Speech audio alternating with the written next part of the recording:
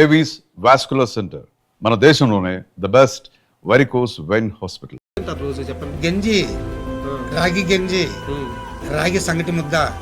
చిరంజీవి గారితో shooting phone వస్తే ఆ ఫస్ట్ డే ఎలా యాక్ట్ చేయబోతున్నారు?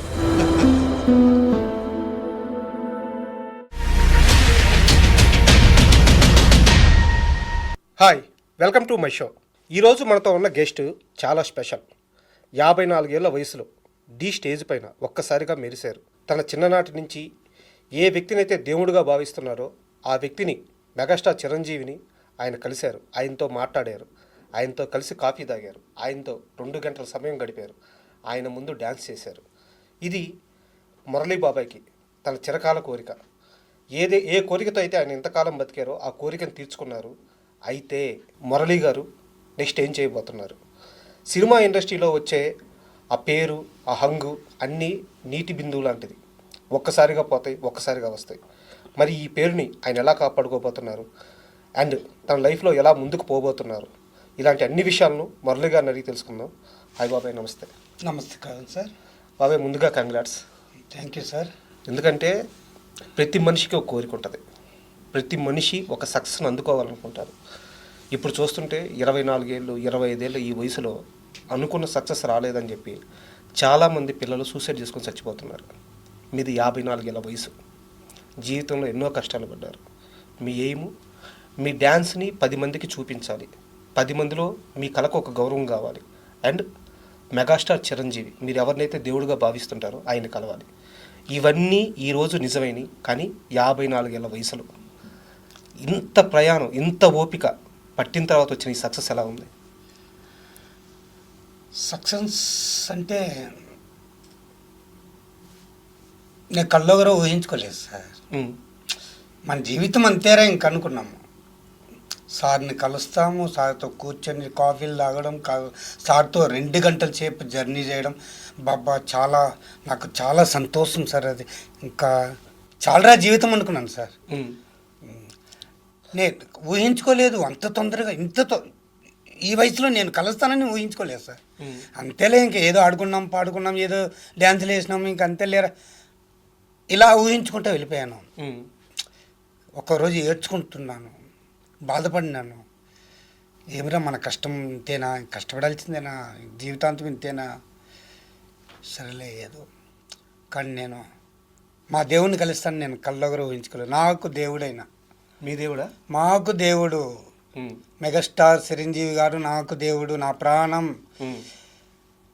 ఈరోజు ఈ ప్రాణం ఉందంటే ఆయన యొక్క స్ఫూర్తితో నేను డ్యాన్సులు వేసి పేరు తెచ్చుకున్నాను కాబట్టి ఈ స్టేజ్కి ఇప్పుడు వచ్చి ముందర మాట్లాడుతున్నాను సార్. ఇది ఆయన డ్యాన్స్ వేయడం వల్ల నాకు. బాబాయ్, అంటే 54 ఏళ్ళ వయసు కాబట్టి మీకు నేను మాట్లాడే మాటలన్నీ అర్థమవుతాయి. ఎందుకంటే మీరు జీవితం మొత్తం చూసుకుంటారు. చాలామంది వ్యక్తి పూజ తప్పు అని చెప్పి చెప్తుంటారు. అంటే ఒక వ్యక్తిని పూజించడం తప్పు అని చెప్పి చెప్తూ ఉంటారు. అయితే ఒక వ్యక్తిని పూజించి ఒక వ్యక్తిని దేవుడిగా చూసి మీరు ఈరోజు ఈ స్థాయికి వచ్చారు. సో ఒక హీరోని అలా అభిమానించడం కరెక్ట్ అంటారా, తప్పు అంటారా? ఏ హీరోనైనా సార్ ఒక్కటి చెప్తాను వినండి. ఇండస్ట్రీలో పెద్ద పెద్ద హీరోలు ఉన్నారు, అందరూ ఉంటారు, లేదని లేదు. కానీ చిరంజీవి గారు కష్టపడి పైకి వచ్చారు. ఆయనకి ఏ సపోర్ట్ లేదు, ఎవరు ఆదరణ లేదు. ఆయన స్వయం కృషితో కష్టపడి పైకి వచ్చారు కాబట్టి ఆయన ఈరోజు నిలబడారు. ఆ కష్టం ఈరోజు మెగాస్టార్గా ఉన్నారు. ఇప్పుడు ఆ కష్టాన్ని చూసే సార్ నేను, ఆయనంటే ఇంకా ప్రాణం సార్ నాకు. ఓకే, ఇండస్ట్రీలో ఎవరు లేరు సార్ ఆయనలాగా. సార్ నాకు తెలిసిందో ఒకటే సార్, అయినే సార్ దేవుడు, నాకు దేవుడు అయినే సార్, పరమేశ్వరుడు, ఈశ్వరుడు అయినా. అండ్ ఇక్కడ నాకు డౌటు, మీరు చాలా సంవత్సరాల ముందు నుంచి కూడా గుడికి వెళ్తే, అంటే మీ భార్య గారు చనిపోయారు కానీ బతుకున్నప్పుడైనా సరే భార్య బిడ్డల మీద పూజ చేయించేవారు. కానీ వెళ్ళిన ప్రతిసారి చిరంజీవి గారి పేరు మీద కూడా పూజ చేయించేవారట. సార్ నేను ఎవరికి చెప్పుకోండి సార్, నేను ఎవరికి చెప్పుకోలేదు. August 22 ఆయనకి బర్త్డే, చిరంజీవి గారికి బర్త్డే. ఆ రోజు ఏదో గుడికి వెళ్తున్నాం, ఆయన పేరు మీద అర్చన చేయించుకుంటున్నాం, దేవుణ్ణి ముక్కుంటున్నాం, ఆయన నిండు 100 ఏళ్ళు బాగుండాలి అట్టని నేను దేవుడిని కోరుకొని ఏదో నాకున్న శక్తికి ఒక 10 మందికో ఏదో ఒక 15 మందికో టిఫిన్ పార్సల్ కట్టుకొచ్చి అక్కడ ఉండే పేదవాళ్ళకి ఇస్తుంది సార్ గుడి ముందర. అంటే ఆర్థికంగా మీకే శక్తి చాలా తక్కువ. అంటే మీరు చేసే ఈ అభిమానం కానీ మీరు చూపించే అభిమానం కానీ ఆయన దాకా వెళ్ళదు. ఏది ఈరోజు ఇది జరగకుండా ఉండుంటే మీరు అదే చిత్తూరులో ఉండుంటే ఆయనకి తెలియదు. అవును సార్. ఏ ఆలోచనతో మీరు అంత అభిమానం చూపించారు? సార్ నేను ఆ రోజు అలాంటి చేశాను కాబట్టి దేవుడు ఈరోజు నాకు కరుణించాడు సార్. ఓకే, స్వార్థం లేదు. ఆ రోజు నేను భగవంతుని కోరుకున్న ఆయన మా చిరంజీవి గారు చల్లగా ఉండాలి, ఆయన కష్టపడి పైకి వచ్చిన ఆయన చాలా ఆయన బాగుండాలి, ఆయన కుటుంబం బాగుండాలి అట్టని నేను ప్రతి సంవత్సరం ఎప్పుడు నేను గుడికి వెళ్ళేటప్పుడంతా నేను ఆయన గురించి నేను నేను ఆయన గురించి నేను తలుచుకుంటాను సార్. నేను అలాంటి ఏదో నాకు తోచింది నేను చేసుకుంటా వచ్చాను, కానీ నేను ఎవరికి చెప్పుకోలేదు, ఎవరికి చెప్పను. గుడికి వెళ్ళడమేమో చేయడమే, ఏదో ఇవ్వడం రావడం అంతవరకే. నేను ఈరోజు అనుకుంటున్నా అలాంటి ఏదో చేయడం వల్ల భగవంతుడు కరుణించాడు అనుకుంటున్నాను నేను. అంటే ఏ స్వార్థం లేకుండా మీరు ఒక ప్రయత్నం చేశారు, ఒక అభిమానం చూపించారు, అది ఇలా మీకు తిరిగి వచ్చింది. లేదు సార్, నాకు చాలా ప్రాణం సార్ ఆయన. నాకు చెప్పడం గొప్ప కాదు, నా ప్రాణం ఆయనే. ఇంకా బాబాయ్, అంటే చిరంజీవి గారిని మీరు కలిసినప్పుడు ఆయన ఏం మాట్లాడారు, ఆ 2 గంటలు ఏం జరిగింది, ఈ డీటెయిల్స్లోకి వెళ్ళే ముందు నాకు ఒక చిన్న ప్రశ్న.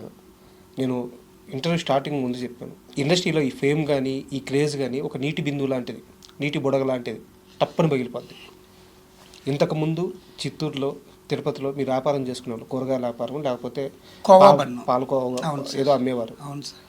ఇప్పుడు ఆ వ్యాపారాలు ఏమైనాయి, కంటిన్యూ చేస్తున్నారా, చేస్తారా, చేస్తున్నా? నెక్స్ట్ మీ లైఫ్ ఏంది సార్? నేను డీ షోలతో చేసినప్పుడు మళ్ళీ వ్యాపారం స్టార్ట్ చేశాను. అభి మాస్టర్ గారు, నేను, సోమేష్ గారు పట్టిన ఫోటో ఒక డిజిటల్ బ్యానర్ వేయించి బండి కట్టికిచ్చి వ్యాపారం చేశాను.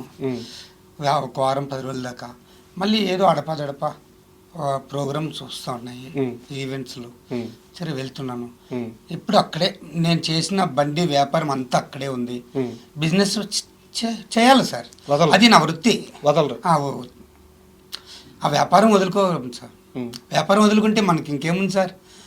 ఇది అనేది ఈరోజు రావచ్చు, రేపు వెళ్ళచ్చు. సినీ జీవితం ఎవరంటే ఈరోజు ఉన్న వాళ్ళు రేపు లేదు. దీని మీద నాకు ఆశ ఉంది, కానీ ఏమిటంటే మన మనం బ్రతుక్కోవాలా. సో మీకు ఈ ఐడియా అయితే ఉంది సార్? ఏ ఐడియా సార్? అదే ఇండస్ట్రీలో ఉన్నంతసేపే ఉంటుంది, కానీ తర్వాత మన బ్రతుకు మన బ్రతుకు మనం చేసుకోవాలి సార్. ప్రోగ్రామ్స్ ఉంటాయి, షూటింగ్స్ ఏదైనా ఉంటే చేసుకుంటాను, నా బిజినెస్ నేను చేసుకుంటాను. సూపర్ బాబాయ్. ఎందుకు ఈ ప్రశ్న అడిగానంటే, చెప్పండి సార్, ఒక్కో సీజన్లో ఇలాగే ఇప్పుడు మీరు ఎలా అయితే మీ టాలెంట్ ఎలా అయితే బయటకు వచ్చిందో, ఒక్కో సీజన్లో కొంతమంది ఇలా బయటకు వస్తున్నారు. అయితే వాళ్ళు ఈ ఫేముని నమ్ముకొని వాళ్ళ జీవితాలను పక్కన పెట్టేసి ఇదే ప్రపంచం అనుకొని వచ్చేసి 3 నెలలకి 4 నెలలకి మళ్ళీ జీరోకి వెళ్ళిపోతున్నారు. అది పొరపాటు సార్. మన బ్రతుకు మనం చేసే వృత్తి దాన్ని చేయాలి. అది చేస్తేనే మనకి ఇక్కడ ఎదగొచ్చు. అవకాశం ఉంటే దేవుడి వెళ్ళకపోవడం. మళ్ళీ బిజినెస్ స్టార్ట్ చేసాం. ఆ బిజినెస్ స్టార్ట్ చేసేది ఎప్పటికీ నేను బ్రతుకున్న నాలో ఆ బిజినెస్ చేస్తూ ఉంటాను. సూపర్ బాబాయ్. అండ్ ఇందాక మీరు మాట్లాడుతూ ఈవెంట్స్ వస్తున్నాయి అని చెప్పారనమాట. నిజంగా చాలా హ్యాపీ బాబాయ్. జీవితం అంతా కష్టపడ్డ మీకు ఒక మంచి పాత్రలో ఉన్నారు ఇప్పుడు దేవుడి దేవల్ల. ఒక్కో ఈవెంట్కి ఎంత తీసుకుంటున్నారు? ఏదో వస్తున్నాయి సార్. చెప్పండి. చెప్పడమే ఉంది. నలుగురికి వచ్చేది మనకు వస్తుంది సార్, నలుగురికి రావడం మనకు వస్తుంది అంతే. ఈవెంట్స్కి వెళ్ళినప్పుడు ఎలా ఉంటుంది రిసీవ్నెస్ సార్? ఈవెంట్స్కి వెళ్ళేటప్పుడంతా మా గురుగారిని తలుచుకొని నేను స్టేజ్ ఎక్కుతాను. జై చిరంజీవ అనుకుని నేను స్టేజ్ ఎక్కుతాను. ఆయన గారి మాట నోట్లో రప్పించి మళ్ళీ స్టేజ్ ఎక్కి డ్యాన్స్ ప్రోగ్రామ్ చేసుకుని వస్తాను. నాకు అన్ని శుభమే జరుగుతాయి సార్. నాకు ఏ ఒక్క ఇబ్బంది పెట్టలేదు. ప్రోగ్రామ్స్లో కాడ, ఈవెంట్స్లో కాడ అంత మంచి బాగా పేరు తెచ్చుకుంటున్నాను. తెచ్చుకుంటున్నానంటే అది చెప్పుకోవడంలో చాలా ఇదిగా ఉంది సార్. అంటే నేను ఒక్కసారి మీ జీవితంలో ఒక 4 ఏళ్ళ బ్యాక్కి వెళ్తాను. నాకు మీకు తెలిసిన వాళ్ళ ద్వారా కనుక్కున్నాను. కరోనా టైం హోటల్ పెట్టారు, కూరగాయల వ్యాపారం పోయింది. ఒకనొక టైంలో ఇల్లు గడవడానికి కూడా ఇబ్బంది అయిన రోజులు ఉన్నాయి. ఆ రోజు చేతిలో 100 రూపాయలు లేవు. ఈరోజు ఒక ఈవెంట్కి వెళ్తే కొన్ని వేల రూపాయలు చేతిలోకి వస్తున్నాయి. ఇదంతా ఎవరి వల్ల? మా ముఠా మేస్త్రి వల్ల సార్. సార్ తిరుపతిలో నేను పార్క్లో ఈ పేటకి నేను మేస్త్రి, ముఠా మేస్త్రి. ఆ సాంగ్స్ వేయడం, అది పబ్లిసిటీ అవ్వడం ఇంత దాకా రప్పించింది సార్. బాబాయ్, మీరు ఒక ఇంటర్వ్యూలో మాట్లాడుతూ నేను లైఫ్లో చాలా కష్టాలు పడుతున్నప్పుడు నా బంధువులు ఎవరు నన్ను పట్టించుకోలేదు, ఏంది వీడు ఇలా అయిపోతున్నాడు అని చెప్పి ఎవరు అడగలేదు అని చెప్పారు. ఈరోజు మీరు ఈ స్థాయిలో ఉన్నప్పుడు మీ బంధువుల రియాక్షన్ ఏంది? అందరూ బాగా సంతోషపడుతున్నారు, బాగానే ఉన్నారు. కానీ నేను ఎవరితో ఎక్కువగా మాట్లాడటం లేదు. నా పని ఏమో, నేనేమో, నా బిడ్డలేమో, నా బిడ్డల్ని చూసుకోవడం, నా పనిని చూసుకోవడం, అంతే సార్. నేను ఎవరితో ఎక్కువగా మాట్లాడటం లేదు. ఆ రోజు మీ వెనక చేరి మాట్లాడిన వాళ్ళందరూ ఇప్పుడు వచ్చి చప్పట్లు కొడుతుంటే ఏమనిపిస్తుంది? సంతోషంగా ఉంది సార్. వాళ్ళందరికీ సమాధానం చెప్పాను అని ఒక గర్వం, సంతోషంగా ఉంది సార్. కానీ ఊర్లో అందరూ, ప్రతి ఒక్కరు, మా ఊర్లో, మాది చిత్తూరు సంతపేట మంగసముద్రం, మా ఊర్లో ప్రతి ఒక్కరు సంతోషపడుతున్నారు సార్. మా బంధువుల నుంచి చుట్టుపక్కల వాళ్ళు, ఊర్లో ఒక 120 ఇండ్లు ఉన్నాయి సార్.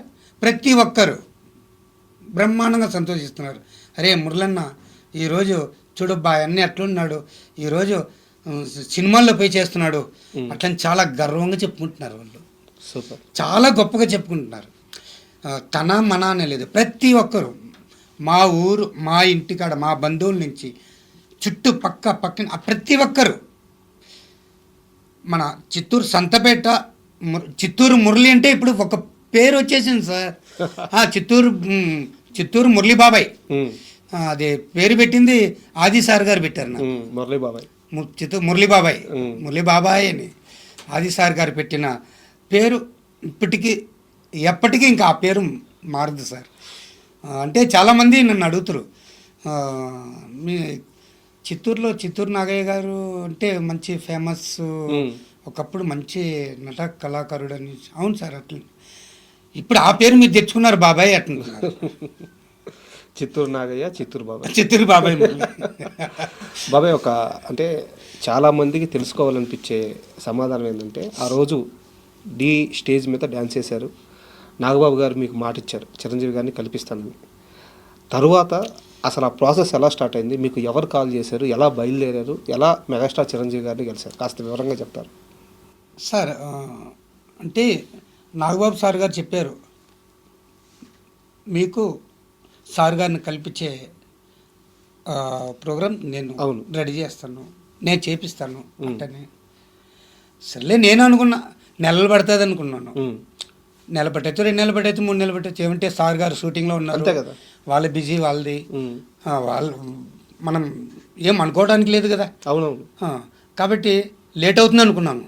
కానీ నేను అనుకోలేదు సార్. ఆది సార్ గారు ఫోన్ చేశారు. ఎన్ని రోజుల తర్వాత? 10 days. నేను కల్లో ఊహించుకోలేదు, అస్సలు నేను ఆలోచించలేదు ఇంత తొందరగా మా దేవుడిని నేను కలుస్తానండి. ఆది గారు ఫోన్ చేసి, ఆది సార్ గారు, మురళీ బాబాయ్ గారు ఎక్కడున్నారు? సార్ చెప్పండి సార్ అన్న, బయలుదేరి మీరు హైదరాబాద్ రండి అన్నారు. సార్ దగ్గర నుంచి అపాయింట్మెంట్ వచ్చింది, కలవాలి రండి అన్నారు. నాకు ఏం చెప్పాలా, ఏం మాట్లాడాలి నాకు అర్థం కాక, సరే సార్ నిలవలేదు. ఆయన చెప్పినారు. మరుసటి రోజు మార్నింగ్ వచ్చి అక్కడ దిగాను. ఆది సార్ గారు, మా డైరెక్టర్ మణికంఠ గారు, షో డైరెక్టర్ మణికంఠ గారు, అభి మాస్టరు, వీళ్ళు ముగ్గురు కారులో పిలుచుకెళ్ళారు సార్. ఓకే, నేను ఊహించుకోలేదు సార్, కార్లలో వెళ్తాం, కార్లలో వస్తాం, ఇవంతా నేను అనుకోలేదు. కానీ వాళ్ళు ముగ్గురు పిలుచుకెళ్ళారు, స్టూడియోకి తీసుకెళ్లారు సార్. అన్నపూర్ణ స్టూడియోలో మన శంకర వరప్రసాద్ సినిమా షూటింగ్స్. నేరుగా వెళ్తున్నాము. చిరంజీవి సార్ గారు షూట్ నుంచి ఆ రూమ్ నుంచి బయట వచ్చారు. ఆది సార్ గారు వెళ్ళారు, నా నమస్తేననేసి దండం పెట్టుకున్నారు. మురళీ బాబు ఏంటి అటెండ్ చెప్తున్నారు, మురళీ గారు మీరేనా అన్నారు సార్ అని అట్లే నేను ఆయన కాళ్ళపైన అట్టే పడిపోయినాను. ఎలాగైనా గుర్తుపట్టా మురళీ గారు మీరేనా అవును సార్ అని అట్లే ఏడుస్తూనే ఉండిపోయినాను సార్. ఇంకా ఆ ఆనందం చాలాసేపు కాళ్ళ మీద పడిన తర్వాత పైకి లేదు. చిరంజీవి గారు మురళీ గారు ఎందుకు ఏడుస్తున్నారు, లేవండి లేవండి, ఏడవద్దండి లేవండి అంటున్నారు. నాకు ఆ ఆనందం వేరే. లేచాను, భుజంపై చేసి తట్టి రండి అట్లా నుంచి తీసుకెళ్ళి పెద్ద డైనింగ్ టేబుల్, ఆ డైనింగ్ ఆడ కూర్చోబెట్టి నన్ను పక్కనే కూర్చోబెట్టుకున్నారు. ఆది గారు, అభి గారు, ఇతరులు అక్కడ డైరెక్టర్లు అనిల్ రావిపల్లి గారు, వాళ్ళంతా. అసలు అనిల్ రావిపల్లి గారు అయినా డైరెక్టర్ నాకు గుర్తులేదు సార్. ఓకే, కూర్చోపెట్టి మాట్లాడినారు. సార్ అడిగారు, ఏం మురళి గారు ఏం చేస్తున్నారు? డ్యాన్స్ ఎప్పటి నుంచి తెలుసు సార్? చిన్నప్పటి నుంచి తెలుసు సార్ నాకు. చిన్నప్పటి నుంచి నేను సైడ్ డ్రమ్స్ పైన డ్యాన్స్ నేర్చుకున్నాను. మీ సినిమాలు వచ్చిన తర్వాత ఎక్కువ డ్యాన్స్ బాగా నేర్చుకున్నాను సార్. ఏదో చూడడం, 1-10 సార్లు సినిమాలు చూడడం, ఆ డ్యాన్స్ ఇంటికి వెళ్ళి అప్పుడు వచ్చి టేప్ రికార్డ్స్ ఇవి ఇలాంటివి సెల్లు ఏం లేదు కదా సార్. రీల్ టేప్ రికార్డ్స్, పాటలు రికార్డ్ చేసుకోవడం, దాన్ని తీసుకెళ్ళి టేప్ రికార్డులు పెట్టి ఆన్ చేసుకోవడం, ఆ పాట డ్యాన్స్ చేసుకోవడం, అలాంటివి ఉన్నాయి కదా. చెప్పారు ఇవన్నీ చిరంజీవి గారికి సార్? అంటే చెప్పాను సార్. ఏం మరి డ్యాన్స్ నేర్చు ఇలా సార్? అవును సార్ అడిగారు. నేను ఎప్పుడో చేస్తున్నాయా సినిమాలు అవి డ్యాన్స్, నేనే మర్చిపోయాను, మీరు గుర్తుపెట్టుకుని వేస్తున్నారు ఇలాగ. ఏదో మాట్లాడిన చాలా సార్. అంటే చిరంజీవి గారు నన్ను చూస్తుంటే నాకు ఏడుపు వస్తుంది, ఆనందం పట్టుకోలేక. ఎందుకు ఏడుస్తున్నారు? ఏడవద్దండి. ఓదార్పు, ఆయన మాటలు, ఆయన ముచ్చటగా ఉంటాయి సార్. ఆయన మాట్లాడుతుంటే అసలు ఆ అమాయకత్వం ఎంత సార్. నిజంగా చెప్పాలంటే చిరంజీవి గారు అమాయకుడు సార్. ఆయన నిజంగా మంచి మనసు గలైన, అలాంటి మనసు ఎవరికి రాదు సార్. అండ్ మనశంకర వరప్రసాద్, అవును సార్, ఆ సినిమాలో పాట అసలు ఇంకా కంపోజ్ కూడా చేయలేదంట, ఆయన కూడా డ్యాన్స్ చేయలేదంట. ఆ డ్యాన్స్ చూపించి మిమ్మల్ని ఏమని చెప్పారంట? అది సార్ వేసారో లేదో తెలియదు, ఇది వేయగలుగుతారా అన్నారు. సరే వేస్తాను సరే అన్నాను. అభి మాస్టర్ని పిలిచి, మాస్టర్ రండి అట్లనే రూమ్లోకి తీసుకెళ్ళి 10 నిమిషాలు ప్రాక్టీస్ చేసి మళ్ళీ పిలిచారు. బాబాయ్ గారు రెడీ అన్నా, వస్తున్నాం సార్. బయట వచ్చిన తర్వాత అందరూ సార్ చిరంజీవి గారు అట్లా నిలబెడుకున్నారు, నేను ఇట్లా నిలబెడుకున్నాను, అందరూ వచ్చి నిలబెడుకున్నారు. స్టూడియోలో ఎవరు లేరు, మొత్తం వెనకాల. సో సెల్ ఆన్ చేశారు, చూపించాను. ఫస్ట్ ఒకసారి వేసాను, ఇంకోసారి వేయండి అన్నారు, ఇంకోసారి వేసాను. క్లాప్ కట్టారు, క్లాప్ కట్టి సూపర్ బాగానే చేశారు. బాబాయ్ మీ అదృష్టం ఏందో తెలుసా? చిరంజీవి గారు డ్యాన్స్ చేస్తుంటే కొన్ని కోట్ల మందిని అలా నిలబడిపోయి చూస్తుంటాం, కానీ మీరు డ్యాన్స్ చేస్తుంటే చిరంజీవి గారు అలా చూశారు. మీకు ఒక్కరికే దక్కిన గౌరవం ఇది సార్. నేను చెప్పాను సార్, సార్ ఇంక నాకు ప్రాణం పోతే పర్వాలేదు సార్, నేను బాధపడినాను. ఏమంటే అంత సంతోషం, అంత నాకు ఇన్ని సంవత్సరాలుగా ఉన్న బాధలు ఆ ఒక్క రోజులో నాకు బాధలు అనిపించలేదు సార్. బాధ అనేది ఏమి నాకు ఆలోచన రాలేదు.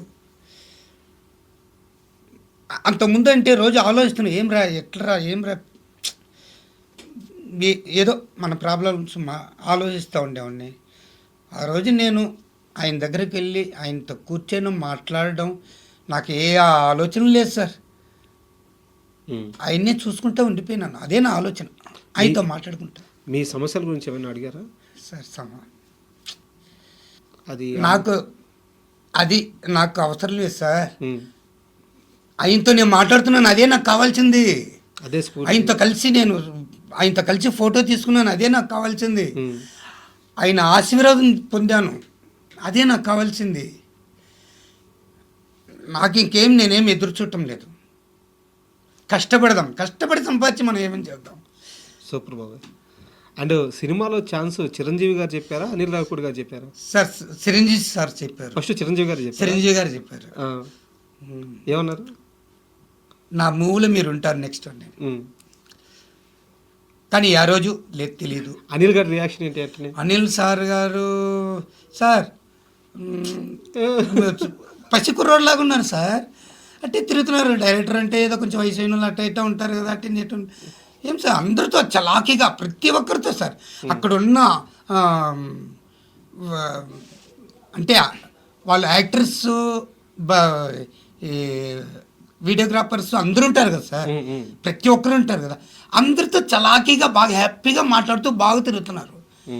కానీ నాకు డౌటే ఏమిటంటే సంక్రాంతి సినిమా తీశారు కదా ఈయన కాదా డౌట్. ఆ డౌట్ నేను ఆది సార్ని అడుగుతున్నా. సార్ ఈయన ఆది సార్ గారిని అడిగాను అనమాట. సార్ ఈయన అనిల్ రావిపూడి గారు అవునా? అవును అనిల్. అప్పుడు సార్ సారీ సార్ ఏమనుకోద్దండి సార్, డౌట్గా మీరా కాదనుకున్నా. ఆయన అనిల్ రావిపూడి గారు చెప్పారు, అవునయ్యా నన్ను చూస్తే అట్టదా ఉంటుంది బాబాయ్, నన్ను చూస్తే అట్టదా ఉంటుంది బాబాయ్ అన్నారు.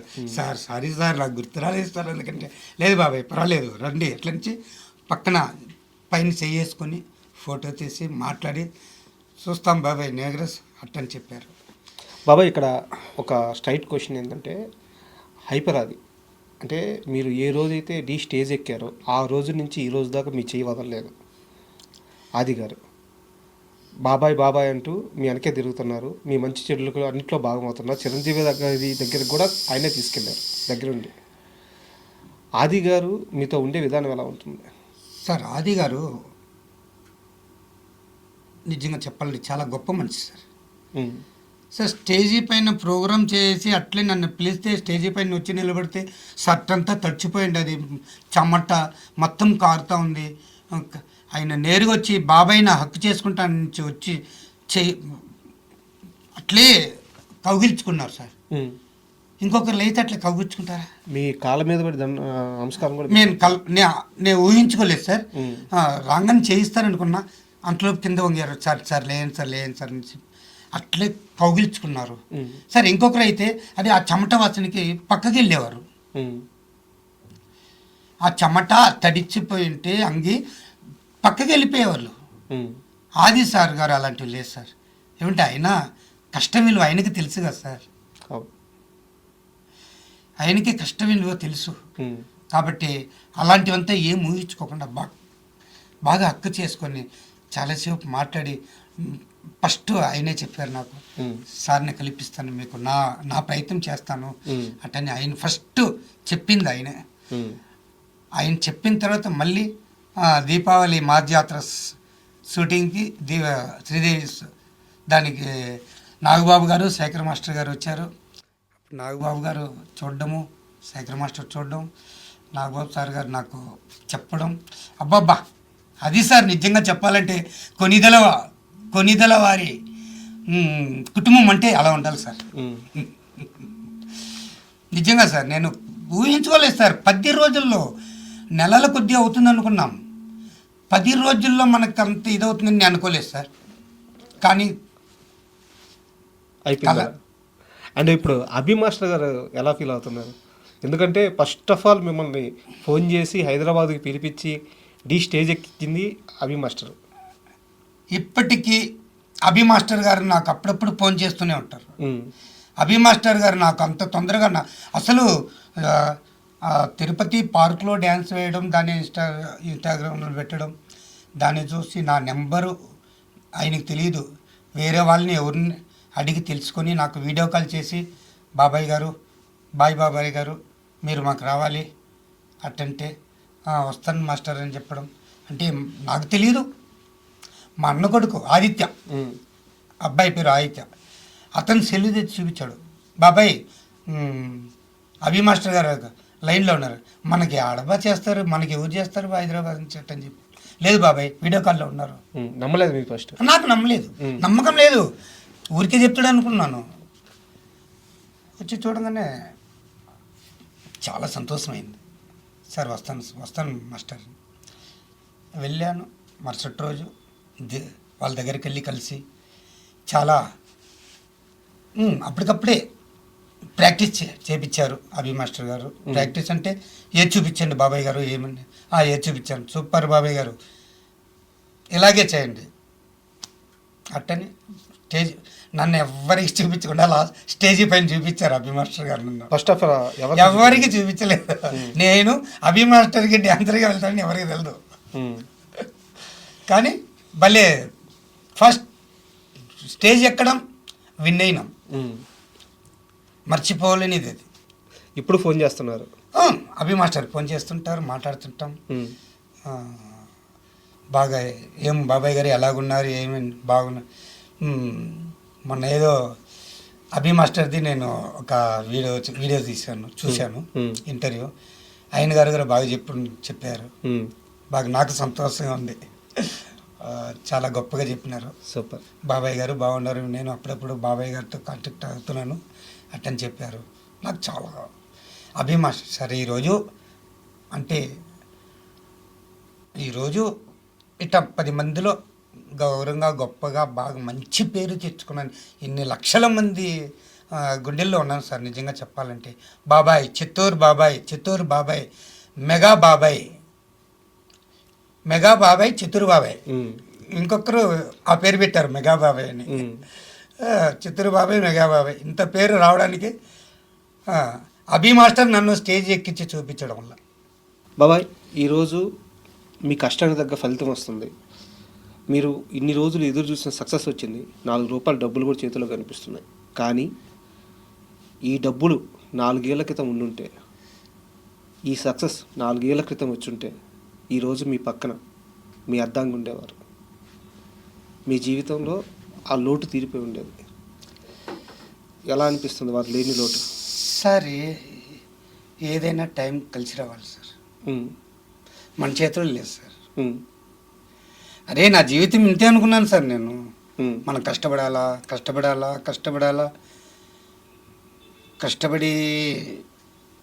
అప్పులు తీర్చుకోవాలా, ఇల్లు కట్టుకోవాలా, బిడ్డకి పెళ్లి చేయాలా, ఇది అనుకున్నాను నేను.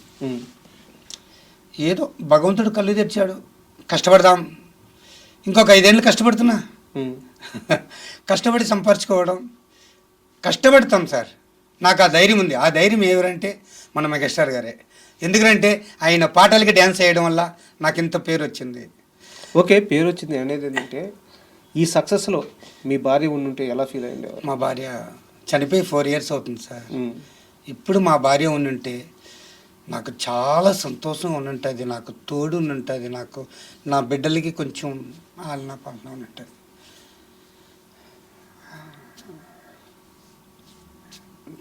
ఎందుకంటే మీ ప్రతి కష్టంలో ఆమె పక్కన ఉంటూ వచ్చింది.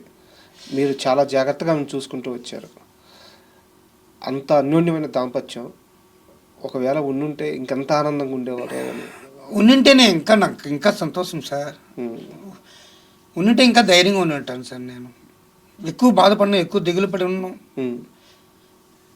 ఆలోచనలు ఏమీ ఉండదు. అరే ఇంట్లో నేను ఇటు బయట వచ్చిన బిడ్డల దగ్గర మా భార్య ఉందిలే అనే ఒక ధైర్యంతో నేను బాగా.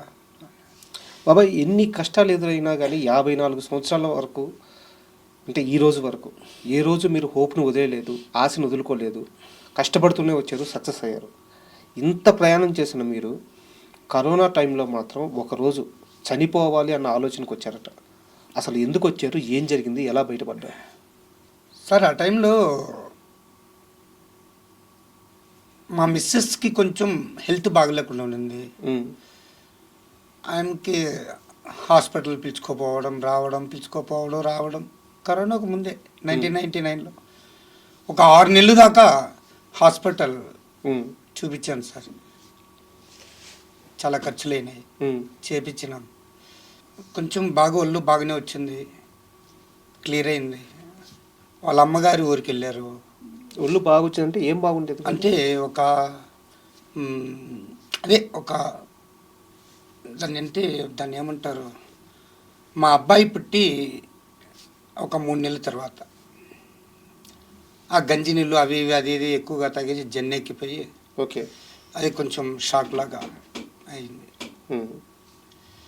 వాళ్ళ పిన్నమ్మ వాళ్ళు దగ్గర వదిలిన్నాము. అప్పుడు ఆ విలేజ్లో వదిలిన్నాము. అది హెల్త్ బాగాలేక కొంచెం ఇదిగా ఉండింది. కానీ నేను అంతా హాస్పిటల్ పిచ్చుకెళ్ళి చూపించుకోవడం అంతా చేశాను. అంతా బాగానే ఉంది. వాళ్ళ అమ్మగారు ఊరికి వెళ్ళారు. ఇక్కడ ఇదే నవంబర్, సెప్టెంబర్లో ఉంది. ఇంకా విలేజ్ల్లో బాత్రూమ్కి వెళ్తే బహిర్భూమి కల్లా వెళ్తారు కదా, అటు వెళ్ళుండారు. అదే కుంట వచ్చేటప్పుడు కుంట ఏది ఉంటే ఆ కుంట కాడికి పోయింటే కాలు జారి పడిపోయి ఉండారు. తెల్లారితే ఎవరు లేరు కదా, తెల్లారి 6 గంటలకి ఎవరు ఉంటారు. అది ప్రమాదవశాత్తు ఆ మరి జరిగిపోయింది. మాకు చిత్తూరులోనే ఉంటే నాకు ఫోన్ చేశారు. సరే పోవడం చూసి అనుకోలే అమ్మ జరుగుతుంది, నేను అనుకోలేదు సార్. ఆ బాధ తరువాత ఆర్థికంగా కూడా చాలా నష్టాలు వచ్చినాయి అంట. అది అయిన తర్వాత మళ్ళీ మా అమ్మగారు 3 నెలల తర్వాత మా అమ్మగారు చనిపోయారు. బా మా మిస్సెస్ చనిపోయి 3 నెలలకి మా అమ్మ చనిపోయింది. కోలుకోలేని దెబ్బ సార్ అది. ఆ టైంలోనేనా ఇల్లు కూడా అమ్మేసింది? ఆ టైంలోనే ఒకే ఇల్లు ఒకటి అమ్మేశాను. అది ఎవరికి తెలియదు. తోడు ఉన్న 2 మనుషులు పోయారు, నీడ పోయింది, చేతిలో రూపాయి డబ్బులు లేవు, బిజినెస్లు అన్నీ క్లోజ్. కరోనా ఒక పక్క, కరోనా స్టార్ట్ అయింది. కరోనాలలో వ్యాపారం లేదు. ఆ సమయంలో చనిపోవాలని ఆలోచన చేశారు. నాకే ఏ ఆలోచన రాకుండా చేసుకోవాలనుకున్నా. ఏమ్రా ఇవంతా ఆలోచించి నాకు చాలా నాకే మా ఏంద్ర ఉండేది చచ్చిపోదాం మా ఫ్రెండ్కి చెప్పుకున్నాను నేను. అంటే అతను సలహా ఇచ్చాడు, రే ఏమ్రా నువ్వు ఏం మాట అంటున్నావు, అమ్మంతా మాట్లాడద్దు, దేవుడు కష్టాలు పెడతాడు, నీకే కదా ప్రతి ఒక్కరికి పెడతాడు, అలాంటి మాట్లాడు, ధైర్యంగా ఉండు, ధైర్యంగా చెయ్యి, అలాంటి ఆలోచనలు పెట్టుకోవద్దు అట్టని అతను నాకు సలహా ఇచ్చాడు. ఒక ఫ్రెండ్ చాలా సలహా ఇచ్చాడు నాకు ధైర్యాన్ని తెప్పించాడు. లేకుంటే అప్పుడే చనిపోయాను నేను. ఏం పేరు ఆ ఫ్రెండ్ పేరు? జయకుమార్. అలాంటి ఫ్రెండ్స్ ప్రతి ఒక్కరికి ఉండాలి. ఫ్రెండ్ వాస్తవం సార్. నాకు ధైర్యం ఇచ్చి సలహా ఇచ్చి నాకు కొంచెం చేదోడు వాదోడుగా మాటలతో ధైర్యాన్ని ఇచ్చాడు సార్. సో అక్కడి నుంచి బౌన్స్ బ్యాక్, అక్కడి నుంచి అట్టే ధైర్యంగా ముందుకు సాగుతూ ఏదో వ్యాపారం చేయడం. ఈ కరోనా 2 years కరోనా వచ్చింది. కరోనా వల్ల ఇంకా చాలా లాస్ అయింది మార్కెట్, కూరగాయల బిజినెస్. అప్పులు ఒక పక్క, సంపాదించడం, అప్పులు కట్టడం, మళ్ళీ అప్పులు తీయడం చేయడం, విపరీతంగా ఏమిరా ఈ జీవితం అట్టని అనుకో. సరే ఒక 2 years బ్యాక్ తిరుపతికి వచ్చి చేరింది 23లో. అక్కడికి వచ్చి కోవా తిరుపతికి వచ్చి కడప దగ్గర గోవల్ చెరువు సార్. గోవల్ చెరువు కోవా అంటే చాలా ఫేమస్. భలే టేస్ట్, బాగా కమ్మగా భలే ఉంటాయి. హైదరాబాద్లో కూడా ఆ కోవా అమ్ముతున్నారు షాపుల్లోని, 500 kg అంట. ఢిల్లీ దాకా వెళ్తుంది. ఢిల్లీలో 1000 రూపాయలు కోవా అది. ఓకే. ఆ కోవాని తేవడం. తిరుపతిలో మీరు ఎంతకి ఇస్తున్నారు సార్? నేను 1/4 kg 70 రూపాయలకి ఇస్తున్నాను.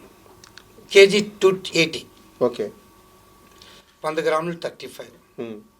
కోవా బన్ 10 రూపాయలు, 20 రూపాయలు. నేను తిరుపతిలో కర్నాల్ లేవిట్లో ఉన్నాను సార్. కర్నాల్ వీధి, కర్నాల్ లేవిట్ 2500 బండి బాడుగా, రూమ్ బాడుగా సార్. అక్కడి నుంచి 4 చక్రాల బండి పైన కోవా అంతా పెట్టుకొని బండిలో పెట్టుకొని అక్కడి నుంచి నేను హెచ్జిఎస్ కాలేజీ దాకా 3 కిలోమీటర్లు తోసుకెళ్తుంది సార్. రోజు పోవడం రావడం 6 కిలోమీటర్లు, 3 కిలోమీటర్లు తోయడం. సాయంత్రం 6 అయితే అక్కడి నుంచి 3 కిలోమీటర్లు తోసుకొస్తాను సార్.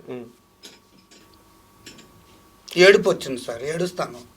ఎవరికి చెప్పుకోలేను. బిడ్డలు చిత్తూరులో ఉంటారు, నేను ఇక్కడ రూమ్లో ఒంటరిగానే.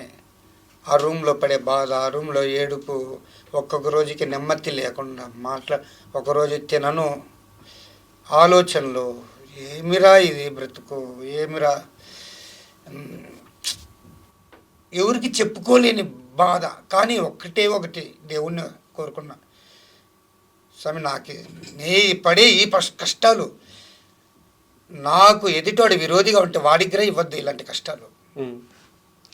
పగవాడికి కూడా పగవాడికి ఇవ్వద్దు.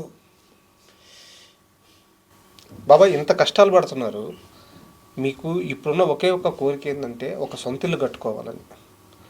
ఆ ఇంటి మీద కూడా అంటే అక్కడ ఇల్లు లేదు, ఒక చిన్న బేస్మెంట్ వరకు వేసినట్టు. బేస్మెంట్ వేసి పెట్టున్నాం ఆ, సార్. దాని మీద కూడా అంటే ఆ స్థలం మీద కూడా 3 లక్షల రూపాయలు అప్పు ఉందని తెలిసింది. నిజమేనా?